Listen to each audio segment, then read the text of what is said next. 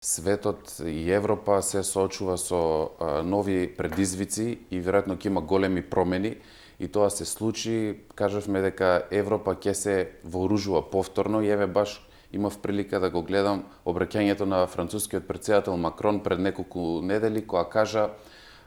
дека Франција ако сака да биде слободна,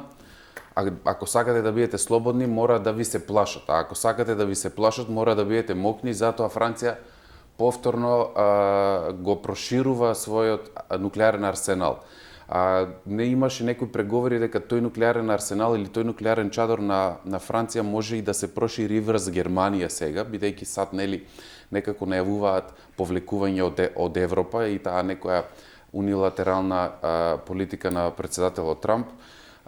Она што се случува на Блискиот Исток, тоа е стар конфликт кој сега повторно избива и повторно е во центарот на вниманието. Интересно е дека еве и таа кованица Блиски Исток, можеби можам да кажам, на англиски е Middle East, значи Среден Исток, ние го преведуваме као Блискиот Исток. Тоа е една кованица која е западна до некаде империалистичка,